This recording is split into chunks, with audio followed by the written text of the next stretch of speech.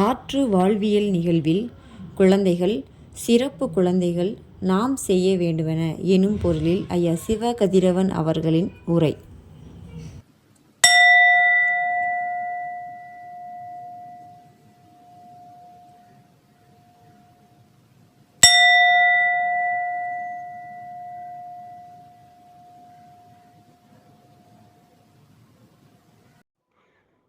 அனைவருக்கும் வணக்கம். குழந்தைகள் குறித்து நிறைய உரையாடலை இதுவரை செய்திருக்கிறோம். மீண்டும் சில கருத்துக்களை குழந்தைகள் குறித்து நீங்கள் கூடுதலாக புரிந்து கொள்வதற்குரிய வகையில் பகிர்ந்து கொள்ள வேண்டும் என்று இந்த உரையை நிகழ்த்துகிறோம். குழந்தைகள் எளிமையானவர்கள், குழந்தைகள் மென்மையானவர்கள், குழந்தைகள் தனியாக இருக்கிறார்கள், குழந்தைகள் வலுவில்லாதவர்கள், குழந்தைகள்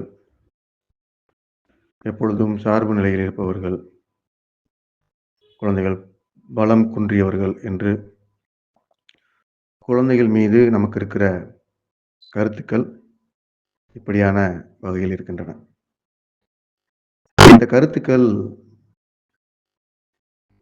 நாம் சொல்வதற்கு அல்லது நம்மை சுற்றி இருக்கிறவர்கள் சொல்வதற்கு பின்னால் இருக்கிற காரணம், குழந்தைகள் இந்த சமூக போக்கில் பலம் குன்றியவர்களாக, சார்பு நிலை உடையவர்களாக, இன்னும் மேற்சொன்ன எல்லா பொருத்தப்பாடுகளும் கொண்டவர்களாக இருக்கின்றனர் என்கிற நமது பொது சமூக பார்வையிலிருந்து குழந்தைகள் மீது இத்தகைய பார்வையை நாமும் கொண்டிருக்கிறோம். இந்த பார்வையை முற்றும் முடிவுமாக நான் மறுக்கிறேன். நீங்கள் இந்த பார்வையை சரியான முறையில் தெரிந்து கொள்ள வேண்டும், உள்வாங்கிக் கொள்ள வேண்டும் என்று விரும்புகிறேன். குழந்தைகள் இத்தகைய எந்த பொருத்தப்பாடுகளுக்குள்ளும் இல்லாதவர்கள். குழந்தைகள் மனிதர்களாக பிறக்கின்றனர். நாம் சந்திக்கிற, நம் வீட்டில் பிறக்கிற எல்லா குழந்தைகளும் மனிதர்களாக பிறக்கின்றனர். அப்படி மனிதர்களாக பிறக்கிற குழந்தைகளுக்கு மனிதர்களுக்கு இருக்கிற அறிந்து கொள்ளும் திறன் இயல்பாகவே இருக்கும். அறிவு பற்றி நாம் முன்பே பேசியிருக்கிறோம். அதற்குள் விரிவாக செல்லவில்லை என்றாலும், குழந்தைகளுக்கு 6 அறிவுமே இருக்கின்றது. தொடு அறிவு, பார்க்கிற அறிவு, நுகர்கிற அறிவு, கேட்கிற அறிவு, இப்படி இதோடு மனம் உள்ளிட்ட 6 அறிவும் உடையவர்களாக குழந்தைகள் இருக்கின்றனர் என்பதை நாம் பார்க்க வேண்டும். இப்படி பார்க்காததனுடைய விளைவாக இந்த சமூகம் தன் போக்கில் குழந்தைகள் மீது கருத்துக்களை ஏற்றிக் கொண்டிருப்பதால் நீங்கள் இப்படி பார்க்க வேண்டும் என்று நான் உங்களுக்கு கூறுகிறேன். குழந்தைகள் 6 அறிவு கொண்டவர்களாக இருக்கின்றனர். 6 அறிவு கொண்டவர்களாக இருக்கின்றனர் என்பதற்கு அந்த 6 அறிவாக நாம் சொல்வது தொடு அறிவு, சுவைக்கின்ற அறிவு, நுகர்கின்ற அறிவு, பார்க்கின்ற அறிவு, கேட்கின்ற அறிவு மற்றும் மனம் கொண்டு இயங்குகிற அறிவு. இந்த இயங்கு முறையில் மனிதர்கள் அனைவரும் இருக்க வேண்டும் என்பதுதான் இந்த படைப்பினுடைய ஒழுங்கு. மனிதர்கள் பிறக்கிற போதே இந்த 6 அறிவோடு இருக்கிறார்கள் என்பதை குழந்தைகள் வழியாக நாம் பார்க்க முடியும். இந்த 6ஆம் அறிவு, மனம் என்கிற அறிவு நமக்கு இதுவரை முறைப்படி அறிமுகம் செய்யப்படவில்லை. அதைப் பற்றி யாருக்கும் பெரிதாக தெரியவில்லை. மேற்கத்திய விஞ்ஞானம் அல்லது இந்த மனம் குறித்து உரையாடல் முறைகள் இந்திய சூழலில் பன்னெடுங்காலமாக இருக்கிறது. அதற்கான சான்றுகள் இருக்கின்றன. இந்த உரையாடல் செய்த சமூகம் தவிர, மரபு தவிர வேறு எந்த மரபிலும் இப்படியான மனம் குறித்த உரையாடல்கள் இல்லை. மனிதர்களுக்கு மனம் எவ்வாறு இருக்கிறது என்கிற பார்வையும் இல்லை. இவர்கள் மனம் என்றவுடன் உளவியல் புத்தகங்களை தூக்கி கொண்டு வந்து விடுவார்கள். நரம்பியல் மற்றும் மூளை செயல்முறையை மனம் என்று பேசிக் கொண்டிருக்கிற பேச்சுப்போக்கு இருக்கிறது. இவற்றையெல்லாம் கேட்டுக்கொண்டு இவற்றின் அடிப்படையில் என்னை சுற்றி இருக்கிற பலரும் மனம் என்பதை இந்த புத்தகங்கள் கொட்டுகிற தகவல்களிலிருந்து பேசுவதை பார்க்கிறேன். மரபு முறைகளில், மரபை போற்றுகிற முறைகளில், மரபை ஒழுகுகிற முறைகளில் மனம் பற்றி துல்லியமான பார்வை இருக்கிறது. மனிதனினுடைய இயல்பு என்பது இந்த 6 அறிவுக்கு உள்ளிட்ட இயங்குமுறையில் இருக்கிறது என்பதுதான் குழந்தைகளுக்கும் பொருத்தமாக இருக்கிறது. நவீன வாழ்வியல் வளர்ச்சி போக்கில் இந்த 6 அறிவு குறித்து அல்லது 6ஆம் அறிவு குறித்து நமக்கு இருக்கிற போதாமையால், அறிவின்மையால், ஆர்வமின்மையால் இந்த 5 அறிவுகளையும் அவற்றோடு உளவியல் கதைகளையும் சேர்த்து கொண்டு மனிதர்களாக வாழ்கிறோம். அவற்றின் விளைவு நம்மை சுற்றி இருப்பவர்களை நாம் நேசிப்பதில்லை. ஒருவர் மீது கூட அக்கறையோடு நடந்து கொள்வதில்லை. நாம் செய்கிற ஒவ்வொரு காரியத்திற்கும் ஏதாவது ஒரு லாபம் நோக்கம் இருக்கிறது. குறைந்தபட்சம் அதன் வழியாக என்ன பயன் நமக்கு விளையும் என்கிற பார்வை இருக்கிறது. பயன் நோக்காமல், லாபம் நோக்காமல் இயங்குகிற ஒரு மனிதனை இன்றைய சூழலில் பார்ப்பது என்பது அரிதும் அரிது. ஏனென்றால் இன்றைய சூழலில் பிழைக்கிற மனிதர்கள், வசிக்கிற மனிதர்கள் எந்த செயல்பாட்டையும் ஏதாவது ஒரு வகையில் அது பயன்படுமா என்கிற நோக்கத்தில் செயல்படுத்துகின்றனர். நீங்களும் கூட அந்த வழக்க முறையில் இருப்பதும் வெளியில் வருவதுமாக இருக்கக்கூடும். நீங்கள் வெளியில் வருவதற்கு ஏதாவது அறம் கொள்கைகளை பேசிக் கொண்டிருப்பீர்கள், அல்லது அந்த போக்கில் இணைந்து பயணப்பட்டுக் கொண்டிருப்பீர்கள். நீங்கள் புரியாத போதும் அறம் பற்றி உங்களை தக்க வைத்துக் கொள்வது இன்று நீங்கள் ஓரளவேனும் நலமாக இருப்பதற்கு காரணமாக இருக்கிறது. நீங்கள் முழுவதுமாக சமூக போக்கில் பயன் விளைவை நோக்கி செயல்படுவீர்கள் என்றால் இந்த உங்களது வாழ்க்கை முறை இன்னும் சிக்கலாகும். இன்று சிதைவுற்றிருக்கிற வாழ்க்கை முறையை பார்க்கிற போது, இயற்கை சூழலை பார்க்கிற போது, பக்கத்தில் இருக்கிற நிலத்தடி நீரை, பல்லுயிர்களை சிதைத்துதான் நான் வாழ வேண்டும் என்கிற கருத்தை பின்பற்றி செல்கிற கூட்டத்தை பார்க்கிற போது இவர்கள் யார் ஒருவருக்கும் மனம் பற்றி கற்றுத்தரப்படவில்லை. 5 அறிவையே அறிவு என்று நம்பிக்கொண்டும் அதுவே போதும் என்று இருந்து பயணிக்கிற பயணப்பாடை செய்வதால் இவ்வளவு சீர்கேடுகளை இந்த சமூகம் சந்திக்கிறது. இவர்களுடைய போக்கை பார்க்கிற போது இந்த சீர்கேடுகள் இன்னும் பன்மடங்கு வேகமாகவும் தீவிரமாகவும் செயலாக்கம் பெறும் என்று தோன்றுகிறது. இவர்கள் தப்பி பிழைப்பதற்கு வாய்ப்பே இல்லை. வெகு விரைவில் இவர்களது சொந்த இருப்பு முழுவதுமே கேள்விக்குறியாகும் அளவிற்கு இவர்களது சீர்கேடான போக்கு வளர்ந்து கொண்டே இருக்கிறது. இந்த வளர்ச்சி, இந்த போக்கு, வளர்ச்சி என்று கருதப்படுகிற இந்த போக்கு மனம் என்கிற இயல்பு நிலையில் இருக்கிற எந்த ஒன்றையும் பார்க்காத வழக்கத்தினால் வருவது. எனவே நாம் குழந்தைகளை பற்றி பேசுவதற்கு முன்பு மனிதன் என்பவன் இயல்பாக இருக்க வேண்டும். இயல்பாக இருக்க வேண்டும் என்றால் மனிதனுக்கு அமைய பெற்றிருக்கிற அந்த 6 அறிவையும் முழுமையாக உள்வாங்கிக் கொண்டு அவற்றின் வழி இயங்க வேண்டும், செயல்பட வேண்டும், வினைபுரிய வேண்டும் என்பதுதான் இந்த உரையினுடைய கருத்து. குழந்தைகள் 6 அறிவு கொண்டு பிறக்கிறார்கள். இந்த 6 அறிவு கொண்டு பிறக்கிற குழந்தைகளை பெரியவர்கள் என்று கருதி கொள்கிறவர்கள், வயதில் முதியவர்களாக இருக்கிறவர்கள் 5 அறிவிற்குள் சுருக்குகிற பாடத்திட்டங்களையும், கல்வி முறைகளையும், அமைப்பு முறைகளையும் தொடர்ந்து வைத்துக் கொண்டிருப்பதை நாம் பார்க்கிறோம்.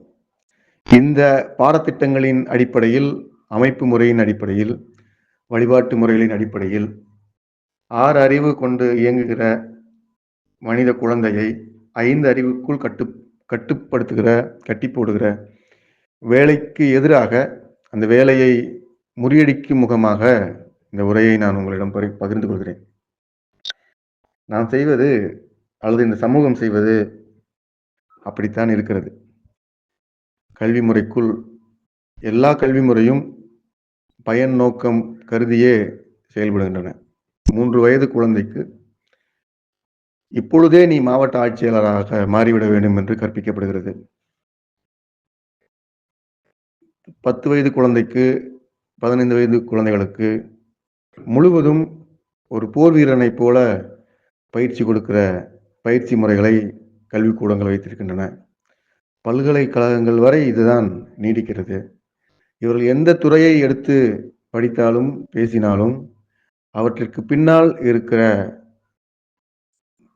மொத்த கதையும் அவர்கள் பயன் நோக்கி பயணிக்கிற பயணப்பாடாகவே இருக்கிறது. இவர்கள் படித்து முடித்து இவர்கள் பயன் நோக்கி வாழ்கிற போது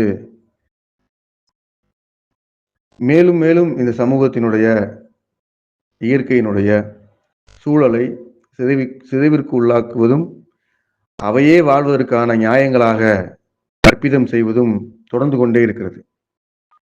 எனவே முதன்மையாக நாம் புரிந்து கொள்ள வேண்டியது, தன்னலம் இல்லாமல் கூட்டாக வாழ்கிற, இயற்கையோடு இசைந்து வாழ்கிற, பொருந்தி வாழ்கிற வாழ்க்கை முறை மனிதனுக்கு இயல்பான வாழ்க்கை முறை என்பதை நீங்கள் அடிப்படையில் புரிந்து கொள்ள வேண்டும். இது மிக அடிப்படையானது. மனிதர்கள் வாழ வேண்டும் என்பது மலைகளுக்கு ஊடாக, நதிகளோடு, இரவோடு, வெயிலோடு, பூச்சிகளோடு, புழுக்களோடு, கோழிகளோடு, நத்தைகளோடு ஒரு பரவி பழகி வாழ்கிற வாழ்க்கை முறை இந்த பேரண்டத்தில், பூமியில் வழங்கப்பட்டிருக்கிறது. இந்த விசாலமான வாழ்க்கை முறையை கண்கொண்டு கூட பார்க்காமல், அதன் மீது எந்த விருப்பமும் காட்டாமல், நான், என் வீடு, என் உறைவிடம், அதற்காக நான் எவ்வளவும் செலவு செய்வேன், எந்த மலையையும் அறுத்து குவிப்பேன், எந்த நிலத்தடி நீரையும் உறிஞ்சி சுரண்டுவேன் என்று ஒரு சமூகத்தை தயார் செய்கிற தயாரிப்பு நிலை எந்த விதத்திலும் நாகரிகமானதல்ல, முட்டாள்தனமானது மட்டுமல்ல, இந்த மனித கூட்டத்திற்கு நேர் எதிரானது. இந்த போக்கில் நீங்கள் பயணிப்பீர்கள் என்றால் வெகு விரைவில் குடிப்பதற்கும் சுவாசிப்பதற்கும் கூட வாய்ப்பில்லாமல் போனவர்களாக மாறிப்போகும். அந்த கவலை நமக்கு கிடையாது. ஆனால் இந்த சூழல் இப்படி இழுத்து கொண்டு போகிறது.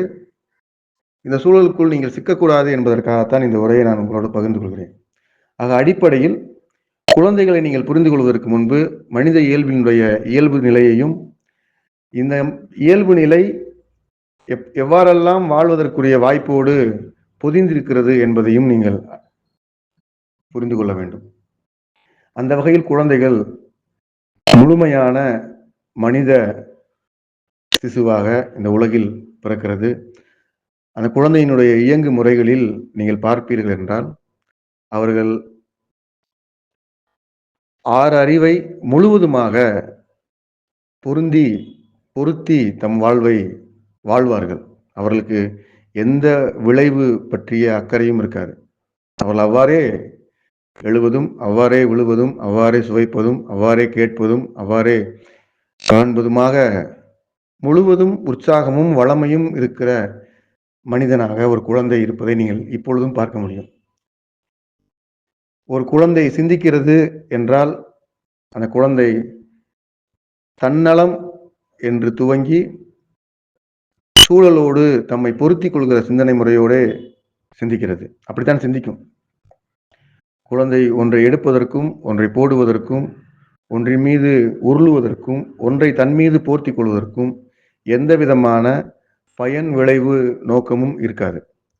முழுவதும் சொந்த இயல்பில் குழந்தையினுடைய மன வழிகாட்டுதலில் அவற்றை பார்த்து பூரித்து உள்ளே கலந்து திரிகிற கவித்துவம் மிக்க தன்மையோடு குழந்தைகள் இருப்பதை நீங்கள் பார்த்திருப்பீர்கள்.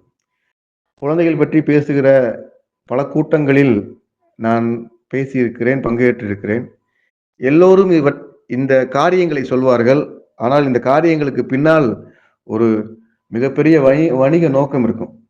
அந்த குழந்தையினுடைய வெகுளித்தனங்களின் பின்னால், அந்த குழந்தையினுடைய உற்சாகத்திற்கு பின்னால், அந்த குழந்தையினுடைய உந்துதலுக்கு பின்னால் இவர்கள் வைத்திருக்கிற வணிக நோக்கம் என்பது கொடுமையிலும் கொடுமையானது. இந்த வணிக நோக்கத்தை மையப்படுத்தி இவற்றையெல்லாம் அங்கீகரிக்கிற அல்லது இவற்றை போன்று பாடத்திட்டங்களை உருவாக்குகிற பள்ளிக்கூடங்கள் வந்து விட்டன என்பது இன்னும் கொடுமையானது. எங்கள் பள்ளிக்கூடத்தில் உங்கள் குழந்தைகளை படிக்க வைப்பீர்கள் என்றால் அவர்களுக்கு நாங்களே போர்வை போர்த்தி விடுவோம், அவர்கள் விருப்பமான மணலில் உருண்டு விளையாடலாம் என்று ஒரு பாடத்திட்டத்தை வைத்து அந்த பாடத்திட்டத்திற்கு கட்டணம் வசூல் செய்து அந்த கட்டணத்தை கட்டி கூட நீங்கள் பள்ளிக்கூடத்தில் விடுகிற போக்கை நான் இப்போதும் பார்க்கிறேன். இது எந்த விதத்தில் குழந்தைகளை நீங்கள் சரியாக பார்க்கிறீர்கள் என்பதை காட்டுகிறது. மேலும் குழந்தைகளை பற்றி, மனிதனினுடைய மன இயல்பு பற்றி, 6 அறிவினுடைய செயல்பாடுகள் பற்றி எந்த அக்கறையும் இல்லை. அக்கறை கொண்டு யாராவது சொல்வார்கள் என்றால் அவர்கள் பற்றி உங்களுக்கு எந்த பொறுப்பும் இல்லை. நீங்கள் தலையை திருப்பிக் கொண்டு வேகமாக உங்கள் போக்கிலே போகிறீர்கள் என்பதால் அதை பற்றி எனக்கு பிரச்சனை இல்லை. என்றாலும் குழந்தைகளுக்கு பின்னால் இந்த வெகுளித்தனத்தை வணிகமாக்குகிற வணிக போக்கும் நிகழ்ந்து கொண்டிருக்கிறது. நண்பர்களே, அடிப்படையில் குழந்தைகள் மனிதர்களாக பிறக்கிறார்கள். அந்த மனித பிறப்பு 6 அறிவையும் உள்ளடக்கமாக வைத்திருக்கிறது. அது இயல்பாக இருக்கிறது என்பதை நாம் புரிந்து கொண்டு, நீங்கள் புரிந்து கொள்ள வேண்டும். குழந்தைகள் இயல்பாக இருக்கின்றார்கள். அந்த இயல்பு நிலையில் அவர்கள் முழுவதுமாக வெளிப்பட்டு வளர்வதற்கு நீங்கள் முதலில் அனுமதிக்க வேண்டும் என்பதுதான் நான் வாழ்வியல் முறையில் உங்கள் குழந்தைகளை வளர்ப்பதற்குரிய, குழந்தைகளோடு நீங்கள் வளர்வதற்குரிய பாடத்திட்டமாக நான் உங்களுக்கு வழங்குகிறேன்.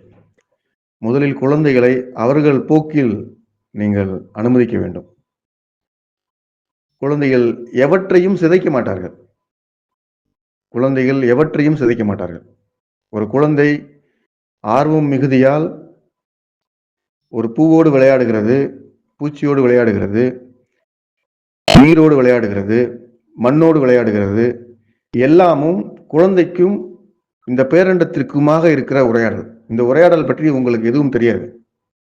உங்களுக்கு மண்ணில் விளையாண்டால் சொரிசிரங்கு பட்டுவிடும், நீரில் விளையாண்டால் சளி பிடித்து விடும், பூச்சியோடு விளையாண்டால் கடித்து வைத்து விடும். இவையெல்லாம் இதுதான் உங்களுக்கு தெரிந்த சமூக கதைகள்.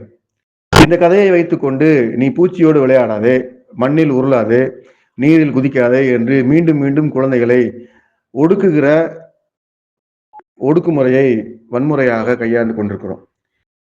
இவற்றை கைவிட வேண்டும். மேலும் குழந்தைகள் எவ்வாறு இயங்குகிறார்கள் என்பதை நாம் புரிந்து கொள்ள வேண்டும் என்பது அடிப்படையான குழந்தை வளர்ப்பு முறை. இது வாழ்வியலோடு இருக்கிற முறை. இப்படி சொல்லுகிற போது பலரும் என்னோடு சொல்லுவார்கள், "இல்லை, இல்லை அவன் நீங்க நினைக்கிற மாரி இல்ல. ஒரு நிமிஷம் விட்டீங்கன்னா வீடே 2 ஆக்குவான்." எனக்கு உள்ள கேள்வி, 2 என்ன 20 கூட ஆக்கட்டும். குழந்தை உங்க வீட்ட 20 கூட ஆக்கட்டும். உங்களுக்கு அச்சமா இருந்தா வீட்ட விட்டு வெளிய போய் இருந்துக்குங்க. ஆனா குழந்தைகள் மீது, குழந்தையினுடைய இயல்பின் மீது தலையீடு செய்கிற உரிமை அறமாக நமக்கு கிடையாது. ஏன்னா குழந்தைகள் இந்த வகையில் இயங்கிக் கொண்டே இருக்கிறார்கள். குழந்தைக்குள் உங்கள் தலையீடு, சமூகத்தின் தலையீடு, சுற்றி இருப்பவர்களுடைய ஒடுக்குமுறை இவையெல்லாம் 5 அறிவின் வழியாக புகுகிற போது, அந்த குழந்தைக்கு வாழ்வு குறித்து அச்சம் ஏற்படுகிற போது, அந்த அச்சத்தை விலக்கிக் கொள்வதற்கு நீ நிறைய பணம் சம்பாதிக்க வேண்டும் என்ற ஆலோசனைகள் உள்ளே செல்கிற போதுதான் அந்த குழந்தையினுடைய இயல்பு சிதைக்கப்படுகிறது. அந்த குழந்தை சமூக மனிதனாக மாறுகிற ஏற்பாடு நிகழ துவங்குகிறது. இந்த இந்த துவக்கம் குழந்தை வளர்ப்பு என்கிற பெயரில் நடந்து கொண்டிருப்பது அபத்தமானது. அது முழுவதும் மாற்றப்பட வேண்டியது என்று நாம் விரும்புவோம்.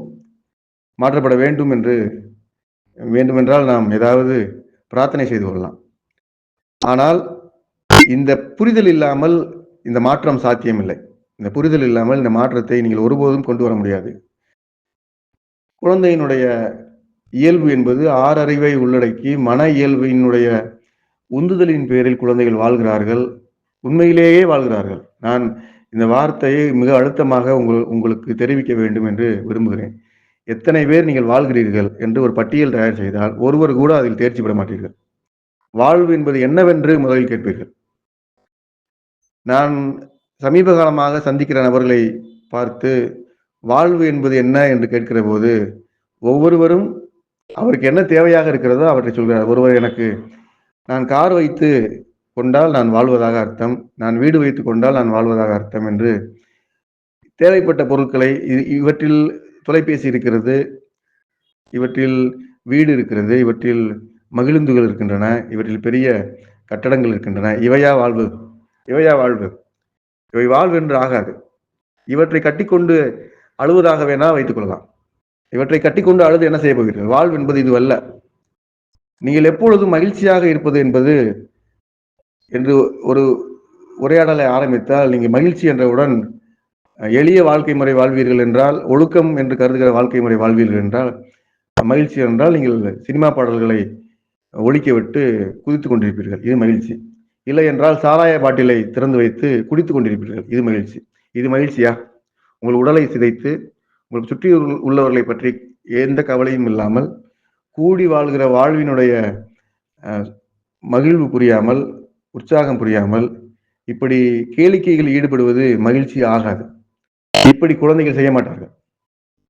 மகிழ்ச்சி என்று நீங்கள் வைத்திருக்கிற வரையறை குழந்தைகளின் பார்வையில் மிகுந்த அபத்தமானது. இந்த மகிழ்ச்சி வரையறைக்கு குழந்தைகளை தயார்படுத்திய பின்பு அவர்கள் உங்களைப் போல் மாறுகிறார்கள்.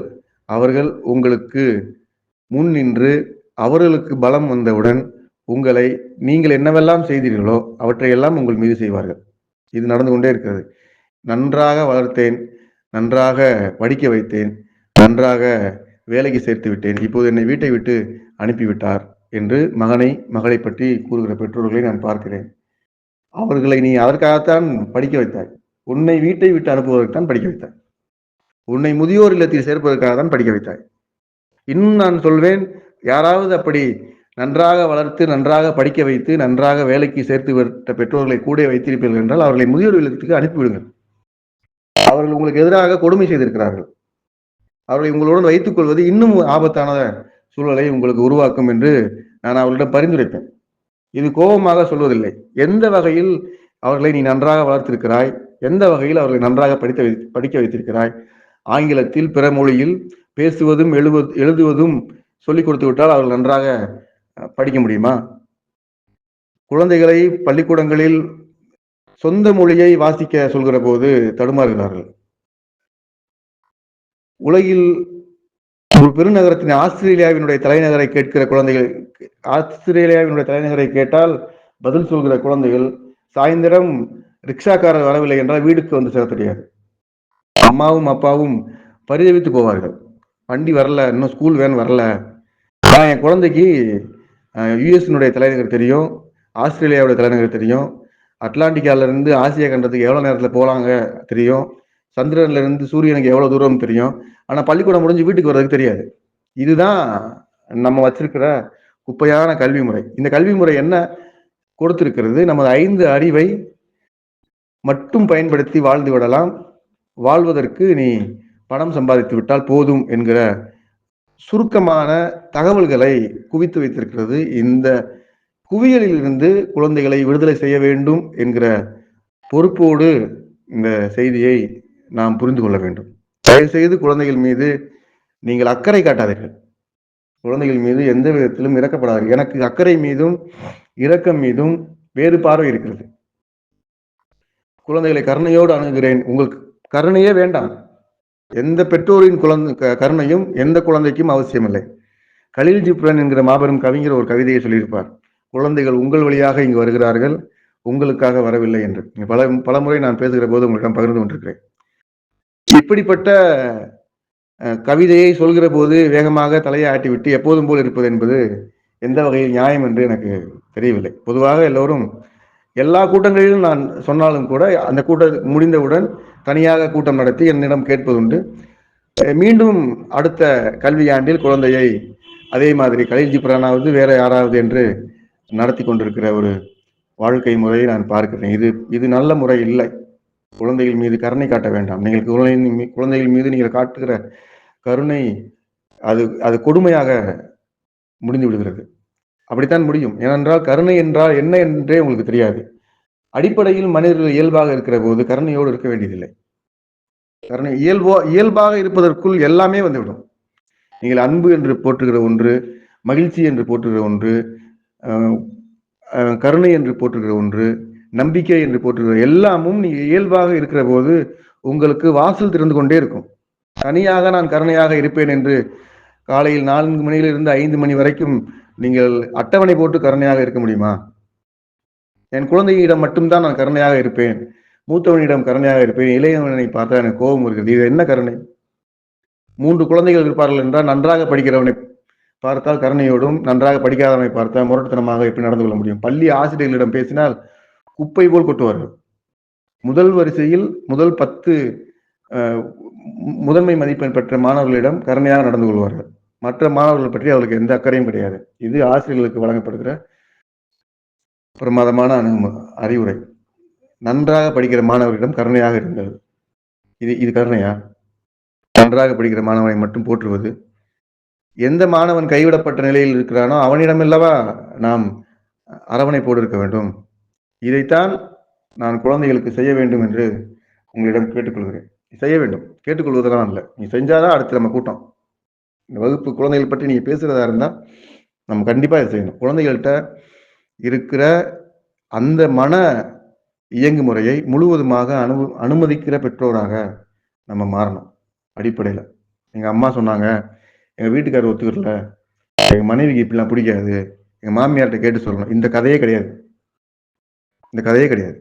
கூடுமான வரை என்று கூட நான் சொல்ல மாட்டேன். முழுவதுமாக நீங்கள் குழந்தையினுடைய மனப்போக்கிலேயே குழந்தைகளை வாழ வாய்ப்பு கொடுப்பீர்கள் என்றால், வாய்ப்பு கொடுப்பது என்பது சமூக நடைமுறைக்காக சொல்கிறேன். அப்படி என்றால் வாய்ப்பெல்லாம் அவர்கள் ஏற்றுக்கொள்வதில்லை. அவர்கள் வைத்திருப்பார்கள். நீங்கள் கொடுத்த எல்லா கோபங்களையும் எல்லா அச்சங்களையும் அவர்கள் அப்படியே வைத்திருப்பார்கள். அவர்கள் சுற்று வருகிற போது அவற்றை அப்படியேவோ அல்லது 3 மடங்காகவோ 100 மடங்காகவோ உங்களுக்கு திருப்பி வழங்குவார்கள். இது இயற்கையின் விதி, ஒன்றும் மாறுவதற்கில்லை. நீங்கள் எப்படி இயங்குகிறீர்களோ அப்படியே உங்கள் குழந்தைகள் உங்களிடம் இயங்குவார்கள். இந்த வகைமையை எங்கு தடை செய்வது, எப்படி உடைப்பது என்பதற்காகத்தான் நாம் இந்த உரையாடலை பேசிக்கொண்டிருக்கிறோம். இந்த தொடர்ச்சி இப்படியே இருக்கக்கூடாது. வளமான மனித சமூகம், ஒரு நல்ல வாழ்வியலை பின்பற்றி நகருகிற மனித சமூகம் அடிப்படையில் இயல்பை நோக்கி திரும்புகிற சமூகமாக இருக்க வேண்டும். இயல்பு என்பது உங்களுக்கு வழங்கப்படுகிற மனம், உங்களை சுற்றி இருக்கிற பேரண்டத்திலிருந்து உள்வாங்கி உங்களுக்கு வழிகாட்டுகிற வழிகாட்டலை பின்பற்றி நீங்கள் நடக்க வேண்டும். இந்த நடைமுறை உங்களுக்கு வழக்கமாகும் என்றால் உங்களால் பேரன்பு கொண்ட நபராக உங்களை வார்த்து கொள்ள முடியும். பெரும் கருணை கொண்ட நபராக நீங்கள் மாறிக்கொள்ள முடியும். இன்னும் நீங்கள் புனிதமாக கருதுகிற எல்லா பண்புகளும் உங்களிடம் வந்து ஒட்டிக்கொள்ளும். அதற்கு அடிப்படையில் நீங்கள் இருக்க வேண்டியது, நீங்கள் இயல்பாக இருப்பது, உங்களை சுற்றி இருக்கிற உங்கள் குழந்தைகளையும் இயல்பாக இருக்க அனுமதிப்பது. இயல்பாக இருக்க அனுமதிப்பது என்பதை நான் மிகவும் அழுத்தி சொல்ல விரும்புகிறேன். அவர்கள் இயல்பாகத்தான் இருக்கிறார்கள். இயல்பாகத்தான் இருக்கிறார்கள். அனுமதி என்றவுடன் நீங்கள் ஏதோ அதிகாரி போலவும், அவர்கள் ஏதோ உங்களிடம் பணியாள் போலவும் நினைத்துக் கொள்ளக்கூடாது. அனுமதி என்பது உங்கள் புரிதலுக்காக சொல்கிறேன். அவர்கள் இயல்பாக இருப்பதை நீங்கள் விரும்ப வேண்டும். அவர்கள் இயல்பாக இருப்பதை நீங்கள் ஏற்றுக்கொள்ள வேண்டும். அவர்கள் இயல்பாக இருக்கிற போது நீங்களும் அவர்களோடு இயல்பாக இருந்து அந்த சூழலை கொண்டாட வேண்டும். இதுதான் வாழ்வினுடைய குழந்தை வளர்ப்புக்குரிய அடிப்படையாக நான் சொல்வது. இந்த நடைமுறையை நாம் செய்கிற போது உங்களுக்கு புதிய குழந்தை என்றால் நீங்கள் இன்றிலிருந்து அவற்றை தொடங்கலாம். இன்றைக்கு தான் என் வீட்டில் குழந்தை பிறந்திருக்குது, இன்னையிலிருந்து நீங்க சொன்ன மாதிரி நான் ஆரம்பிச்சிடுறேன் அப்படின்னா அது சரிதான். ஆனா அவங்க வீட்டில் இருக்க குழந்தைகள் அப்படி இல்லை. பல வயதுல குழந்தைங்க இருக்கிறாங்க. அப்போ அந்த பல வயது குழந்தைகளை நீங்கள் எப்படி கையாளுறது, அல்லது எப்படி அவங்களோட பொருந்துறது அப்படிங்கிறது தான் அடுத்த கேள்வியாகும். இந்த கேள்விக்கு பதில் தெரியாமலே நம்ம திரும்ப திரும்ப இந்த சுழலுக்குள்ள நம்ம சிந்தனைய சிக்கலுக்குள்ள மாட்டிக்கிட்டே இருப்போம். சிந்தனை விரிவு செய்ய மாட்டோம். அப்ப இப்போ ஒரு சான்றாக உங்கள் வீட்டில் ஒரு 15 வயது ஒரு இளைஞன் இருக்கிறான்னு வச்சுக்கோங்களேன். குழந்தை இருக்கிறது. ஒரு 12 வயது 13 வயது குழந்தை இருக்கிறது என்றால் அந்த குழந்தையை அப்படியே வைத்து விடுங்கள். அந்த குழந்தையை பிறகு பேசிக்கலாம். முதல்ல நீங்க இயல்பா இருக்கணும். உங்களுடைய இயல்பு நிலை என்ன அப்படின்னு பல நேரம் நம்ம பேசியிருக்கோம். இயல்பு பற்றி பேசுறதுக்கு இங்க பொருத்தமான பேச்சு இல்லை. நம்ம தனியா பேசலாம் மீண்டும் கூட. அந்த அந்த புரிதலின் அடிப்படையில் முதல்ல நீங்க இயல்புக்கு வந்துருங்க. உங்க இயல்புல இருங்க. உங்க மனம் சொல்கிற, உங்க மனம் வழிகாட்டுகிற வழிகாட்டுதல்ல இருக்கிறதா இயல்பு. அது உங்களை ரொம்ப சிறந்த முறையில் வழிகாட்டி அழைச்சிட்டு போகும். இந்த இயல்பு நிலையை தொடர்ந்து நீங்க பின்பற்றுங்க. இந்த இயல்பு நிலைக்கு மாற்றாக உங்க குழந்தைகள் இருக்கிறதா பார்த்தீங்கன்னா, உங்க கருத்துக்கு வேறொரு கருத்தை முன்வைக்கிற மாதிரி உங்க குழந்தை உங்க முன்னால இருந்துச்சுன்னா, அந்த குழந்தையை அந்த கருத்தோட சண்டை போடாதீங்க. அந்த கருத்தோட சண்டை போட்டு அதை மாத்திரணும் அந்த முயற்சியே வேண்டாம். அந்த குழந்தையை அப்படியே நீங்க அரவணைச்சிக்கிற பெற்றோரா இருக்கணும். அந்த குழந்தை என்ன கருத்து வேணாலும் பேசட்டும். எத்தனை டப்பாவும் உடைக்கட்டும். எத்தனை அயன் பாக்ஸையும் கீழே போடட்டும். எத்தனை முறை கேஸை திறந்து விட்டாலும் பரவாயில்ல. அதனுடைய ஆபத்தை மீண்டும் மீண்டும் உரையாடல் வழியாக அவர்களுக்கு நீங்க கற்றுக் கொடுக்க வேண்டும். ஏன்னா கேஸ் ஸ்டவ் அப்படிங்கிறதெல்லாம் இன்னைக்கு நம்ம வீட்டில் சராசரியா எல்லார் வீட்லையும் இருக்கிறதா ஆயிடுச்சு. நீங்க எரிவாயு அடுப்பை பயன்படுத்தி எப்படி சமைக்கணுங்கிற வாழ்வியல் பேச்செல்லாம் தனியா இருக்கு. குக்கர்ல சமைக்கலாமாங்கிற வாழ்வியல் பேச்செல்லாம் தனியா இருக்கு. குக்கர்ல சமைச்சா என்ன ஆகுங்கிற ஆரோக்கியம் பற்றிய பேச்சு தனியா பேச வேண்டியிருக்கு. ஆனா குழந்தைகள் உங்களுக்கு பொருந்தாத கருத்துக்களை சொல்கிறார்கள், பொருந்தாத முறையில் ஒரு வேலையை செய்கிறார்கள் என்று நீங்கள் உணர்ந்தால் உங்கள் இயல்பில் இருந்து நீங்கள் அவர்களிடம் உரையாடலை துவங்குங்கள். மீண்டும் மீண்டும் கற்றுக் கொடுங்க. மீண்டும் மீண்டும் இயல்புக்கு திரும்பும்படி அவர்களுக்கு ஒரு பொருத்தமான சூழலை உங்கள் தரப்பில் இருந்து முன்வையுங்கள். இது மிகுந்த முக்கியமானது. இது இன்றியமையாத வேலை. இந்த வேலையை நீ செய்யணும். குழந்தைகள் அவர்களை முதலில் அரவணைக்க கற்றுக்கொள்ள வேண்டும். குழந்தைகள் என்னைக்காவது அரவணைக்கிறோமா அப்படின்னா தெரியல. இரவு சாப்பிடல அப்படின்னா அந்த குழந்தை அழுதுகிட்டே தான் தூங்கும். சாப்பிடல அப்படிங்கிறது ஒரு சாதாரணமான நிகழ்வு. சாப்பிடல, குழந்தைக்கு தேவைப்படல, சாப்பிடல. சாப்பாடு என்பது பல வழிகளில் குழந்தைகளுக்கு உள்ள போகும். அது பார்க்குற வழியா, கேட்குற வழியா, விளையாடும் போது தோள்கள் வழியா, பல வழிகளில் அவங்களுக்கு தேவையான உணவு உள்ள போகும். நம்மள மாதிரியே முட்டை புரோட்டாவும் வடையும் மட்டும் இல்லை சாப்பாடு. அது குழந்தைகளுக்கு அப்படி தெரியாது. குழந்தைகள் எல்லாவற்றையும் சாப்பிடும். நாய் கூட விளையாடும் போது உணவு எடுக்கும், தண்ணியில் விளையாடும் போது உணவு எடுக்கும், வானத்தை பார்க்கும்போது உணவு எடுக்கும், பட்டாம்பூச்சி கூட இருக்கும்போது உணவு எடுக்கும். இதெல்லாம் நம்ம பார்க்குற சோறும் கோதுமையும் இல்லை. அது தன்னை வளர்த்துக்கிறதுக்கான, சிந்தனையை விரிவு செய்வதற்கான உணவு முறை, அது தனியா பேசணும். உணவு முறை பற்றி அது குழந்தைகளுக்கு ஒரு தெளிவான பார்வை இருக்கு. அம்மா சுட்டு வச்ச சப்பாத்தியை தான் சாப்பிடணுங்கிற சட்டம்லாம் குழந்தையினுடைய உலகத்துல கிடையாது. இன்னும் மருத்துவர்கள் சொல்ற மாதிரி ஒரு பெரிய பட்டியலை வச்சுக்கிட்டு காலையில் இத்தனை கிராம், மத்தியானம் இத்தனை கிராம், இரவு இத்தனை கிராம் அப்படியான முறைமைகளும் குழந்தைகள் கிடையாது. அவர்கள் மனம் கொண்டு இயங்குகிறார்கள். மனத்தினுடைய வழிகாட்டுதலின் அடிப்படையில் அவருடைய வாழ்க்கை முறையை, சிந்தனை முறையை விரிவு செய்கிறார்கள். அப்படித்தான் வளர்றாங்க. குழந்தைகளுடைய வளர்ச்சி, குழந்தைகளை நீங்கள் பள்ளிக்கூடத்திற்குள் திணித்து விடும் வரை குழந்தைகளுடைய வழிகாட்டுதல் என்பது அவர்களுடைய மனம் என்கிற உறுப்பின் வழியாகவே நடக்கிறது. மனம்தான் வழிகாட்டும். பிறந்த குழந்தைக்கு தாயினுடைய மார்பை உறிஞ்சி குடிக்கணுங்கிறத யார் சொல்லிக் கொடுக்குறா? எப்படி தெரியும் அந்த குழந்தைக்கு? கண்ணில் தூசி வந்துருச்சுன்னா கண்ணை சிமிட்டணும்னு யார் சொல்லிக் கொடுக்குறா? குழந்தைக்கு யார் சொல்லி தரா? குறிப்பிட்ட நேரம் வந்தோடனே தூங்கணும், குறிப்பிட்ட நேரம் வந்தோடனே போதும் முழிச்சுக்கலாம்னு யார் சொல்லி தரா? உட்கார்ந்த உடனே தவழ்றதும், தவழ்ந்த உடனே நிக்கிறதும் யார் சொல்லி தரா? இந்த நேரத்துல நிக்கலாம்னு குழந்தைக்கு யார் சொல்லி தரா? நீங்க சொல்லி தரீங்களா? ஒருவேளை குழந்தைக்கு நீங்க சொல்லி தரதா வச்சுக்கோங்க. பக்கத்து வீட்டு குழந்தை நின்றுச்சுன்னு நீங்க நிக்க சொல்லுவீங்க. பக்கத்து வீட்டு பிள்ளை நடந்துருச்சுன்னா நீங்க ஓட சொல்லுவீங்க. இந்த கொடுமையெல்லாம் இயற்கையாவே உங்களுக்கு வழங்கப்படலாம். இல்லைன்னா இதை அப்படியே அமுல்படுத்திட்டே இருப்போம். குழந்தைகள் இப்படி இருக்கிறாங்கிறத என்னைக்காவது நீங்க பார்த்துருக்கிறீங்களா?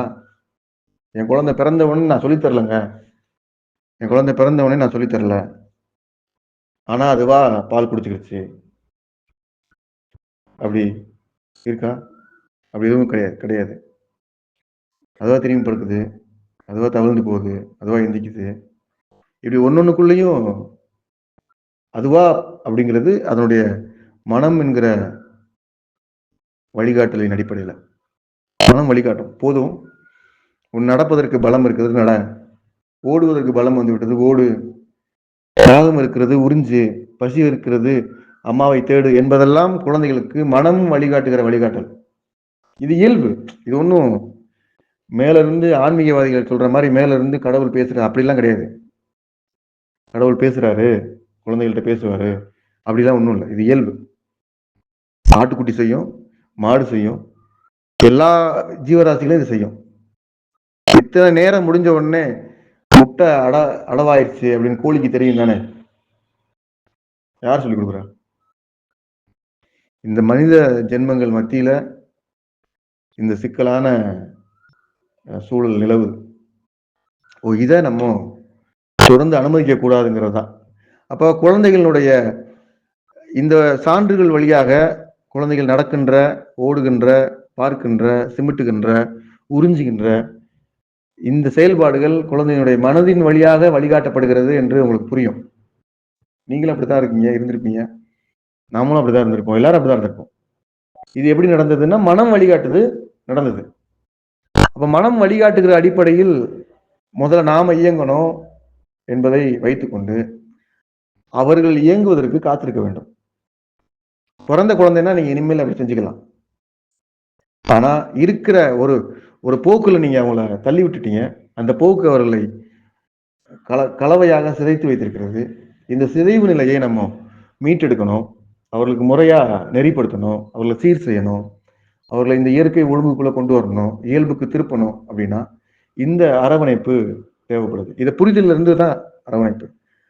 அவர்களை இயற்கையை நோக்கி திருப்பணும், இயல்பை நோக்கி திருப்பணும். ஏற்கனவே நீயா உறிஞ்சு குடிச்சல பிறந்த உடனே, உனக்கு யார் சொல்லி கொடுத்தா அப்படிங்கிற கருத்தை நீங்க உள்ளுக்குள்ள வச்சுக்கிட்டு, அப்போ நீயா கண்டுபிடி, நான் திரும்பணுமா அப்படின்னு குழந்தை கேட்குதுன்னா நீயா கண்டுபிடி என்பதுதான் உங்களுடைய சொல்லா இருக்கணும். சொல்லலாம், அல்லது அது மாதிரியா நீங்க அவங்கள்ட்ட வெளிப்படுத்தலாம். நீங்க திரும்புறதுக்கு, நிக்கிறதுக்கு, உட்கார்றதுக்கு, ஷூ போடுறதுக்கு, டை கட்டுறதுக்கெல்லாம் ஒரு பயன் வச்சிருப்பீங்க. நீ இப்பவே டை கட்டினா தான் அமெரிக்கா போகும்போது டை கட்டிட்டே போகலாம், அதுக்காக இப்பவே டை கட்டி பழகு, இப்பவே ஷூ போட்டா தான் நீ ஆஸ்திரேலியா போகும்போது ஷூ போடுறதுக்கு சிரமம் இல்லாம இருக்கும், இப்பவே ஷூ போட்டு பழகு அப்படின்லாம் நீங்க பழக்கத்தை தொடர்ந்து ஏற்படுத்தியிருந்தீங்கன்னா அதுல ஒன்றும் செய்ய முடியாது. ஒரு நோக்கம் வைத்துதான் இயங்க வேண்டும் என்று குழந்தைகளுக்கு நீங்களும் கல்விக்கூடங்களும் வழிபாட்டு கூடங்களும் சொல்லிக்கொண்டே இருக்கின்றன என்கிறபடியால் அவர்களுக்கு எல்லாமும் ஒரு காரணத்தோடு பயன் நோக்கத்தோடு இருக்கின்றன என்ற புரிதல் வர துவங்கிவிட்டது. எதற்கும் காரணம் இல்லை, இயல்பாக இருப்பதுதான் நோக்கம், இயல்பாக இருப்பதுதான் ஒழுங்கு என்பதை நீங்கள் உள்வாங்கிக் கொண்டு அந்த உள்வாங்கலின் அடிப்படையில் நீங்கள் அவர்களுக்கு வழித்துணையாக இருந்தா போதும்.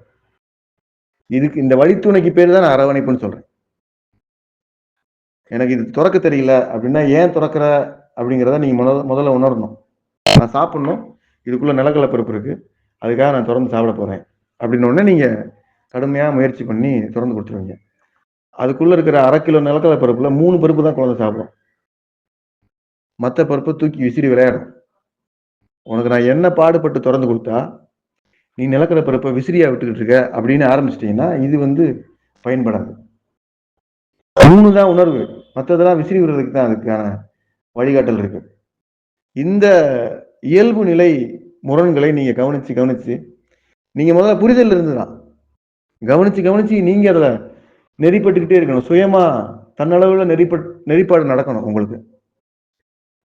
குழந்தை தப்பாவை துறக்கிறதே சாப்பிட்றதுக்குன்னு நோக்கம் இருந்துச்சுன்னா அதுல என்ன சொல்றதுக்கு இருக்கு? நீ தட்டை எடுக்கிறதுக்கே சாப்பிட்றதுக்கு தான் தட்டை எடுக்கிற. தட்டை எடுத்து வேற ஏதாவது செஞ்சேன்னா உங்களுக்கு கோவம் வந்துடும். குழாயை திறக்கிறதுக்கு தண்ணி வேணும்னா தான் குழாயை திறக்கணும். வேற ஏதாவது செஞ்சேன்னா உனக்கு அடி விழும் அப்படின்னு உங்களுக்கு கோவம் வந்துடும். அப்ப ஒன்னொன்னுக்குள்ளயும் நீங்க பார்க்கிற வாழ்ற வாழ்க்கை முறையில, அது வாழ்க்கை முறைன்னு சொல்லக்கூடாது, அது ஒரு பொழப்பு. அது ஒரு பொழப்பு. அதெல்லாம் ஒரு பொழப்பா அப்படின்னு கேட்கணும். ஆனா அது ஒரு பொழப்புன்னு வச்சுக்கிடுவோம். இந்த பொழப்புக்குள்ள ஒன்னொன்னுக்கும் ஒரு பயன் இருக்கு, ஒரு நோக்கம் இருக்கு. அதை வச்சுதான் நீங்க செய்வீங்க. இன்னும் ஒரு விஷயம் சொல்றேன். ஞாயிற்றுக்கிழமை வேலை இல்லை, லீவு, விடுமுறை நாள் அன்னைக்கு அப்படின்னா பல பேர் குளிக்க மாட்டாங்க தெரியுமா? வேலை இல்லைன்னா குளிக்க மாட்டாங்க, வேலை இல்லைன்னா எழும்ப மாட்டாங்க. முழிப்புலாம் வந்துடும். போதும், உடம்பு சொல்லும், போதும் நீ எந்திரிச்சிடலாம் அப்படின்னு உடம்பும் மனமும் சொல்லும். ஞாயிற்றுக்கிழமை தானே, அதனால ஞாயிற்றுக்கிழமை தானே அப்படின்னு மீண்டும் மீண்டும் இப்படி ஒரு பழக்கத்தை நீங்க தூக்கத்துல, எழும்பும்போது, சாப்பிடும்போது, குளிக்கும்போது கூட கொண்டு வந்து வச்சிட்டீங்க. அதனாலதான் இது ஒரு வாழ்க்கை முறையான்னு கேட்டேன், இது ஒரு பிழப்பான்னு கேட்டேன். இந்த இதுலலாம் இருந்து நீங்க முதல்ல விடுபட்டாலே பாதி விடுதலை குழந்தைகளுக்கு. குழந்தைங்க விடுமுறை அன்னைக்கு நான் பல நேரங்களில் சொல்லியிருக்கிறேன், குழந்தைகள் விடுமுறை அன்னைக்கு உற்சாகமா எழுந்திருவாங்க. விடுமுறை அன்னைக்கு எழுந்திருவாங்க. ஏன்னா அன்னைக்குதான் அவங்க மன வழிகாட்டல்ல இருக்க முடியும். மீதம் இருக்கிற 5 நாள் சிறைச்சாலைக்கு போகணும். அதுக்குள்ள போய் அவங்க அங்க கொடுக்குற மணி அடிச்சா பிரேக்கு, கழிவறைக்கு போவாங்க, அப்புறம் மணி அடிச்சா சாப்பாடு, அப்புறம் மணி அடிச்சா வீட்டுக்கு வந்துடலாம். நம்ம வீட்டு பாடம் இந்த வாரண்ட் கொடுத்து விடுற மாதிரி வீட்டு பாடம் டீச்சரை கையெழுத்து வாங்கிட்டு வரணும். இது என்ன ஒரு குழந்தைகளுக்கு கற்பித்துக் கொள்கிற முறையா? இந்த முறை எதற்கு பயன்படும்? ஏதாவது நோக்கத்துக்கு சுட்டு சம்பாதிக்கிறதுக்கு பயன்படும். அவ்வளவுதான். துட்டு இல்லாம வாழ முடியுமா, துட்டு இல்லாம வாழ சொல்றியா அப்படிலாம் நீங்க இதை புரிஞ்சுக்க கூடாது. பணம் இல்லாம வாழ்றதுக்குரிய வேலையை செய்ய, பணம்லாம் வேண்டான்னு சொல்றேன் அப்படி புரிஞ்சுக்க கூடாது. உங்க வாழ்க்கை முறை செழுமையிலும் செழுமையாக இருக்க வேண்டும், வளமையிலும் வளமையாக இருக்க வேண்டும் என்று நான் ரொம்ப ஆழமா பிரார்த்திக்கிறேன். அதே வேளையில இந்த பைத்தியக்காரத்தனத்தை பிடிச்சி தொங்காதீங்கன்னு சொல்றேன். இயல்புல நின்னீங்கனாலே உங்களுக்கான வாழ்க்கை முறை உங்களுக்கு அமையும். உங்களுக்கு உரிய வழிகாட்டுதலை உங்களுடைய மனமும் பேரண்டமும் மிக பாதுகாப்பாய் வழங்கும். அதுல ஒன்றும் நீ சந்தேகமே பட வேணாம், எந்த ஐயமும் வேண்டாம். அப்போ இப்போ குழந்தைகளை இந்த மனநிலைப்பாட்டிலிருந்து குழந்தைகளை வளர்ப்பது, குழந்தைகளோடு உறவாடுவது, குழந்தைகளுக்கு நெறிப்பாடுகளை வழங்குவது என்று உங்களை நீங்கள் தகுதிப்படுத்தி கொண்டு நகர்வீங்க அப்படின்னா அதுதான் சிறந்த குழந்தை வளர்ப்பு முறை என்று நான் சொல்றேன். அப்ப இது சிறப்பான குணம்லாம் கிடையாது. ஆசிரியர்கள்ட்ட பேசும்போது நான்லாம் பிள்ளைகளை அடிக்கிறதே இல்லை அப்படி சொல்லி கேட்டிருக்கேன். பல ஆசிரியர்கள் கேட்டிருக்கேன். அவங்க பூரா பயங்கர முற்போக்கான ஆசிரியர்கள் தன்னை நினைச்சிடுவாங்க. ஒரு மனுஷனை அடிக்க கூடாதுங்கிறது உன் இயல்பு. ஒரு மனுஷனை நீ அடிக்கக்கூடாது, ஒரு மனுஷன் மேல ஒரு வன்முறைய பிரயோகப்படுத்தக்கூடாதுங்கிறது உன் இயல்பு. அவசியம் இல்லாம அடிக்கிறது, அவசியமா அடிக்கிறது கூட பொருத்தம் இல்லாதது. அடிக்கவே வேண்டியதில்லை. கண்டிக்கலாம், அழுத்தம் கொடுக்கலாம், கராரா பேசலாம். இப்படி பல முறைகள் இருக்கு. ஆனா ஒரு குழந்தைய அடிக்கிறதே இல்ல அப்படிங்கிறது ஒரு சிறப்பு தகுதியா? இது என்ன அறிவு கெட்டத்தனம் அப்படின்னு கேட்க தோணும்ல. ஒரு மனிதன் இன்னொரு மனிதனை அடிப்பது என்பது, தாக்குதல் செய்வது என்பது என்ன குணம்? இயற்கையா இருக்கக்கூடிய உணவு சங்கிலியில பசி இல்லாத நேரத்துல இன்னொரு ஒரு விலங்கு அடிக்காது. இந்த விலங்கு தான் அடிச்சு சாப்பிடணுங்கிறது தான் இயற்கை ஒழுங்கா கூட இருக்கும். காட்டுல ஒரு காட்டுக்குள்ள சிங்கம் மானை அடிச்சு தான் சாப்பிடணுங்கிறது கூட ஒழுங்குமுறையில இருக்கு. அந்த சிங்கத்துக்கு தேவையில்லாத நேரத்துல போய் மானை அடிக்கிற வேலையெல்லாம் செய்யாது. இதுதானே அறிவு. இந்த அறிவு இல்லதானே.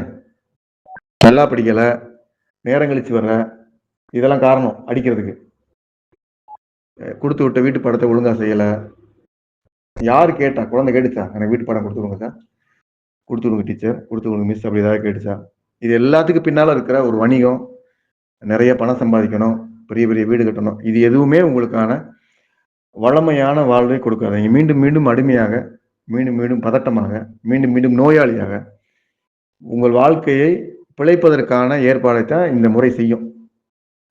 இந்த முறையில இப்படிதான் இருக்குன்னு நீங்க பாக்குறீங்கன்னா இந்த பேச்சை தொடர்ந்து கேட்கலாம். இல்லாட்டினா அப்படியே நீங்க அப்படியே வைண்ட் அப் பண்ணிடலாம். நம்ம இந்த முறைகள் இப்படிதான் செய்யுது. எப்போதும் உங்களை பதட்டமாக வைத்திருக்கிறது, எப்போதும் உங்களை அச்சமாக வைத்திருக்கிறது, எப்போதும் உங்களை செரிமான கோளாறோட வச்சிருக்கு, எப்போதும் உங்களை களைப்பா வச்சிருக்கு. இதெல்லாம் எங்கிருந்து வந்தது? இந்த கல்வி முறை கொடுத்தது. இந்த கல்வி முறை ஏன் வந்தது? இந்த கல்வி முறை குறுகிய நேரத்தில் அதிக பணம் சம்பாதிப்பதற்குரிய எளிய யுக்திகளை வச்சிருக்கு. அதெல்லாம் நமக்கு தேவையாகவும் இருக்கு. இதை பூரா பின்பற்றி இதுக்குள்ள போயிட்டோம். திரும்ப திரும்ப பணம் சம்பாதிக்கிறது அதனுடைய விளைவு தான் பதட்டம். 25 வயசுல 50,000 ரூபாய் சம்பளம் வாங்குற ஒரு குழந்தைக்கு பதட்டம் இல்லாம எப்படி இருக்கும்? ஒரு 100 வருஷத்துக்கு முன்னால கூட இது கிடையாது. பதட்டமான நோயே கிடையாது. அவ்வளவு பேர் வர்றாங்க ரத்த அழுத்தத்துக்கு. ரத்த அழுத்தம் இல்லாத 40 வயசுக்கு மேல உள்ளவங்களே கிடையாது. சர்க்கரை இல்லாத 40 வயசுக்கு மேல உள்ளவங்களே கிடையாது. ஏன்? செரிமானம் கெட்டு போய் தான் சர்க்கரை வரும். பதட்டமா இருந்தா ரத்த அழுத்தம் வரதான் செய்யும். உனக்கு யாரு உன்னை இவ்வளவு பதட்டமா இருக்க சொன்னது? ஏன் இவ்வளவு பதட்டமா இருக்க? நான் பதட்டமா இருக்கேங்கிறதே தெரியல. மாத்திரை போட்டு மருந்தை குடிச்சு இந்த பதட்டத்தை நான் அப்படியே சமாளிச்சுக்கிறேன் அப்படிங்கிற வார்த்தையெல்லாம் நம்ம கேட்கிறோம். இது எல்லாமும் இயல்பிலிருந்து விலகி நின்ற பெற்றோர்களால், இயல்பிலிருந்து விலகுவதற்கு அழுத்தப்படுகிற கல்விக்கூடங்களால் குழந்தையாய் இருந்து பெரியவர்களுக்கு நடந்து கொண்டே இருக்கிறது.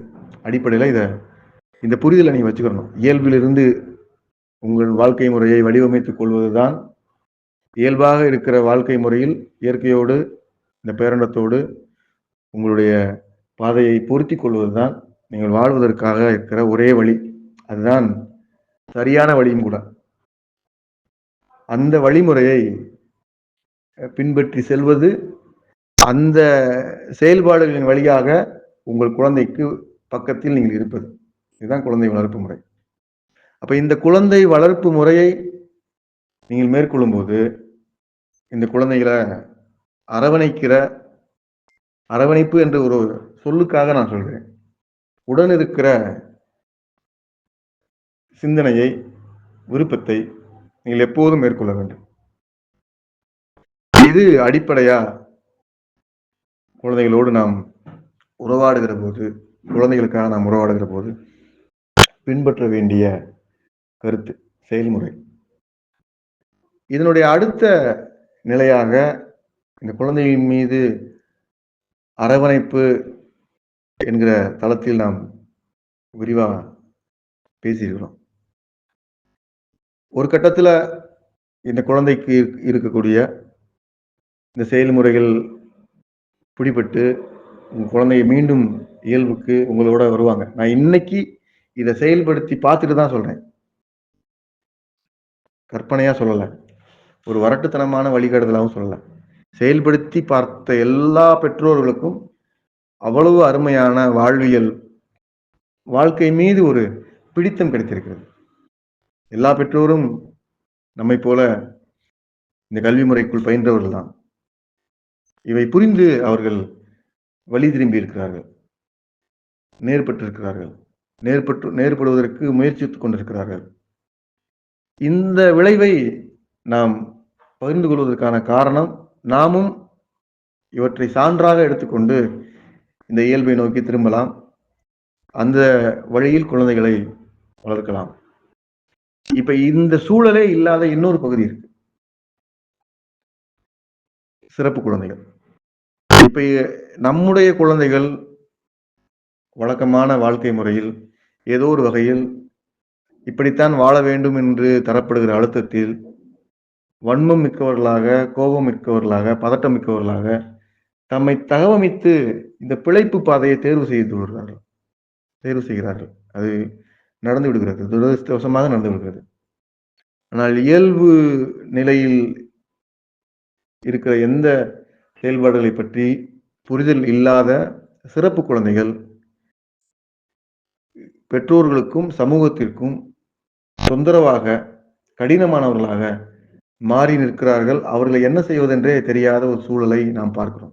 இந்த உரையாடலை நான் உங்களிடம் செய்வதற்கு, நாம் இந்த என்ன செய்ய போகிறோம், என்ன செய்து கொண்டிருக்கிறோம் என்பதை விளக்கிச் சொல்வதற்கான முதன்மையான காரணம் இதுதான். சிறப்பு குழந்தைகள் இந்த சமூகத்தினுடைய கடினமான உயிர்களாக பார்க்கப்படுகிறார்கள். அவர்களோடு பயணிப்பது என்பது, அவர்களோடு செயல்படுவது என்பது ஒரு சவாலான நிலையில் இருக்கிறது. இவர்களை என்ன செய்வது என்பதற்காகத்தான் இந்த உரையாடலை நாம் இன்று கூடியிருப்பது கூட, இவர்களை என்ன செய்வது, இவர்கள் பற்றி நமது பார்வை என்ன என்பதை நாம் புரிந்து கொள்வதற்காக தான்.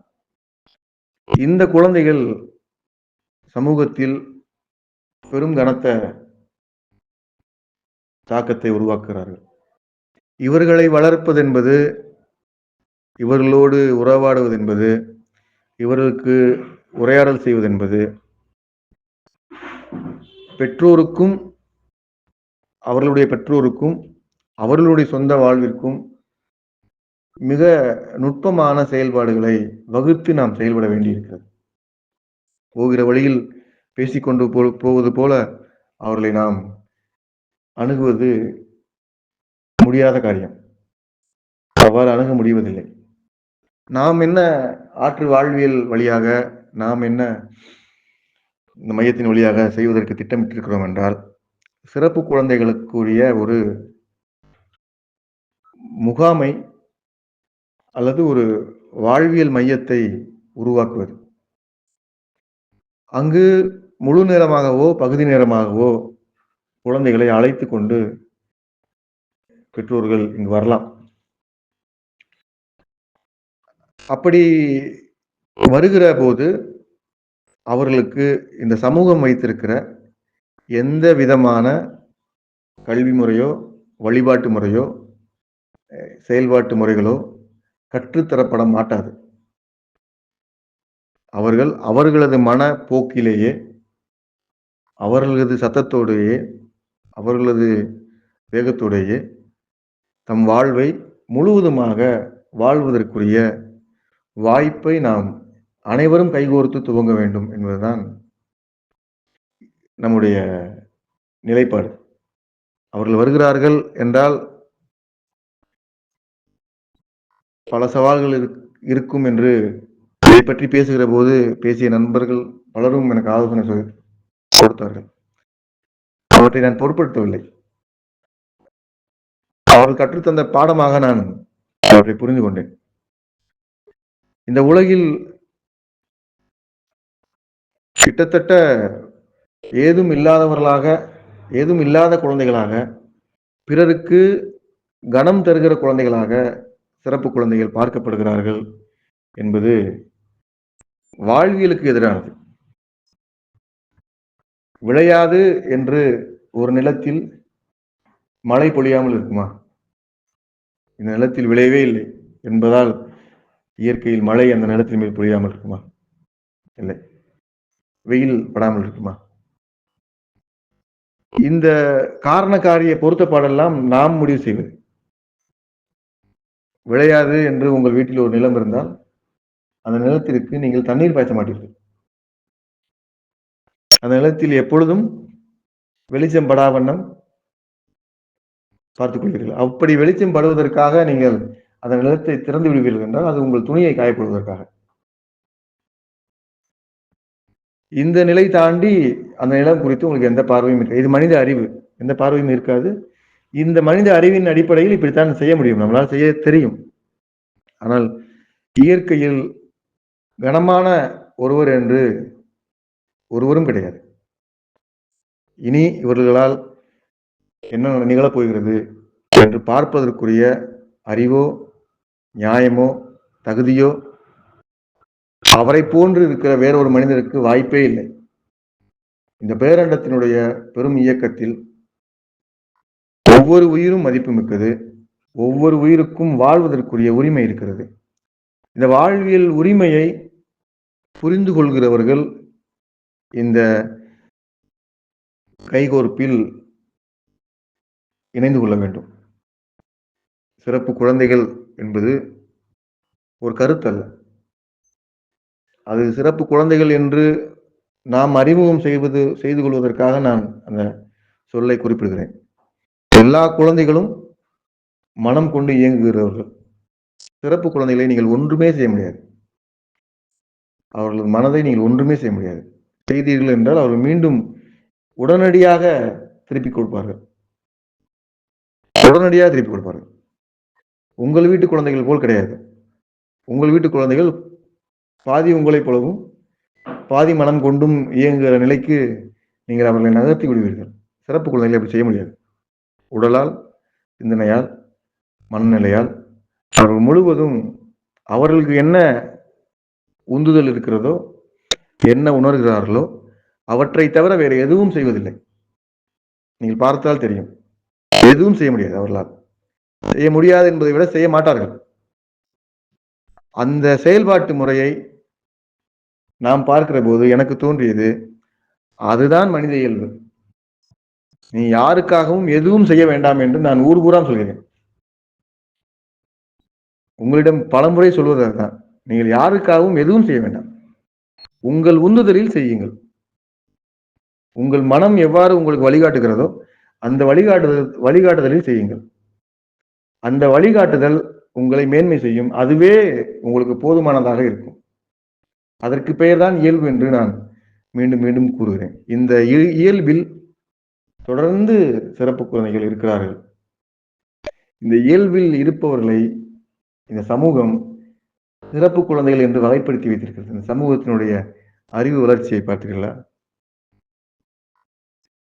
யார் பிறந்ததிலிருந்து தம் இறுதி காலம் வரை தமக்கு என்ன முடியுமோ, தமக்கு என்ன தெரியுமோ, தமக்கு என்ன உள்ளிருந்து வழிகாட்டப்படுகிறதோ அதை மட்டும் செய்கிறானோ அவன் எல்லாம் சிறப்பு குழந்தைகள் என்று இந்த சமூகம் வகுத்து வைத்திருக்கிறது.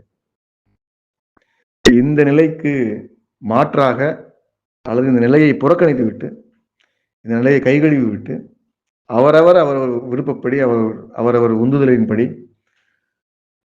அவரது வாழ்க்கை முறையை பின்பற்றட்டும் என்கிற அடிப்படையில் நாம் இதை முன்னெடுக்கிறோம். சிறப்பு குழந்தைகளுக்கான ஒரு மையம். அந்த நிகழ்விற்கு நாம் வேண்டிய செயல்பாடுகளை நெறிப்படுத்த வேண்டும், துவங்க வேண்டும். தொடர்ந்து அதை பற்றி நாம் பேச வேண்டும். அடிப்படையில் நாம் இந்த நெறிப்பாடுகளை முன்னெடுக்கிற போது இதுவரையும் நான் சந்தித்த சிறப்பு குழந்தைகளுக்காக வேலை செய்கிற போது நான் சந்தித்த கேள்விகள், விமர்சனங்கள், இது எதுக்கு இப்படி கேட்டிருக்காங்க என்கிட்ட. இதை ஏன் செய்றீங்க? அல்லது நீங்க செய்யற காரியம் ரொம்ப தெய்வ செயல், அல்லது இவங்க இதெல்லாம் செய்யறாங்கன்னா இவங்களுக்கு இதுல ஒரு கமிஷன் வரும், வெளிநாடுகளிலிருந்து பணம் வரும். இப்படி பல விமர்சனங்கள், பல்வேறு கருத்துக்கள்லாம் நமக்கு வந்திருக்கு. நமக்கு இன்னைக்கும் அப்படிதான் ஒண்ணும் பணமும் வரல, அ தெய்வ செயலும் இல்ல. தெய்வ செயல்லாம் ஒண்ணும் நமக்கு உடன்பாடும் கிடையாது, நம்பிக்கையும் கிடையாது. இது இயல்பு. நம்ம ஆரம்பத்திலிருந்து சிறப்பு குழந்தைகளை பற்றி உரையாடுகிற போது, வேலை செய்கிற போது, என் மன உணர்வு யாவருக்கும் இந்த பேரண்டத்தில் வாழ்வதற்கு உரிமை வழங்கப்பட்டிருக்கிறது. பொருந்தாத, பயன்படாத உயிரினம் என்று ஒன்று இருந்தால் இந்த பேரண்டம் அவற்றை உருவாக்கி இருக்காது. நிச்சயமாக உருவாக்கி இருக்காது. இது பள்ளிக்கூடங்களில் அட்மிஷன் போடுற மாதிரி இல்ல. 9th பாஸ் பண்ண மாட்டான், அதனால அவனை 10th சேர்க்காதீங்க. அப்படி 9th வடிகட்டிருங்க. இப்படி பல கலை சொற்கள்லாம் வச்சிருப்பாங்க பள்ளிக்கூடத்துல. அந்த மாதிரியான ஒரு வாழ்க்கை முறை நமக்கு பழகி இருக்கிறதுனால இது கொஞ்சம் புதிதா கூட இருக்கலாம். இந்த புவி முழுவதும், இந்த பேரண்டம் முழுவதும் நான் உணர்ந்த வகையில் எல்லோருக்கும், எல்லா உயிரினங்களுக்கும் இந்த பேரண்டம் வழங்கிக் கொண்டே இருக்கிறது, வாய்ப்பளித்துக் கொண்டே இருக்கிறது, வளர்த்து கொண்டே இருக்கிறது. யார் ஒருவரையும் இது கைவிடுவதில்லை. நம் அறிவிலிருந்து ஒன்றை கை கொள்ளவும் கைவிடுவதுமாக செய்வோம் என்றால் அதற்கு நாமே பொறுப்பு. ஆனால் பேரண்டத்தில் அப்படி ஒரு நிகழ்வே கிடையாது. இந்த குழந்தை இந்த சமூகத்திற்கு கனமான குழந்தையாக மாறுகிறது என்று சமூகம் கருதுகிறது. நாம் ஒருபோதும் அப்படி கருதக்கூடாது. நான் கருதுவதில்லை, நீங்களும் கருதக்கூடாது. இவர்களை நாம் ஒருங்கிணைப்பது, பக்கத்தில் வைத்துக் கொள்வது, அவர்கள் பக்கத்தில் நாம் இருப்பது. அவர்கள் இயல்பில் அவர்கள் வளரட்டும், வாழட்டும். இதில் எந்த கல்வியியல் சார்ந்த செயல்பாடுகளும் கிடையாது. 100% கிடையாது. அவர்களுக்கு நாம் எதுவுமே கற்றுக் கொடுக்க மாட்டோம். அவர்களுக்கு தேவையான உணவு, தேவை ஏற்பட்டால் மருத்துவ உதவி, உறைவிடம், உடைகள், இவை தவிர அவர்களுக்கு நாம் பக்கத்தில் இருந்து செய்வதற்கு ஒன்றுமே கிடையாது. ஒன்றும் செய்யப் போவதும் இல்லை. இந்த வகைகளில் நமது சிறப்பு குழந்தைகளுக்குரிய வாழ்க்கை முறையை நம்மளவில் சீர் செய்து நெறிப்படுத்தி அவர்களுக்கான ஒரு மையமாக, செயல்பாடாக நமது பணிகளை முன்னெடுக்க இருக்கிறோம். அந்த முன்னெடுப்பினுடைய துவக்கத்திற்காக அடிப்படையான சில கருத்துக்களை உங்களோடு பகிர்ந்து கொண்டேன். இந்த குழந்தைகள் எப்போதும் மனம் கொண்டு இயங்குகிறார்கள். ஏனென்றால் அவர்கள் மனிதர்கள். மனிதர்களுக்கு 6 அறிவு இருக்கிறது. 6ஆம் அறிவா மனமாக இருக்கிறது. அந்த வகையில் அவர்களுடைய இயக்கம் வளமையானதாக, உற்சாகமானதாக, உயிர்ப்பு மிக்கதாக இருக்கிறது என்ற புரிதலை உள்வாங்கிக் கொண்டு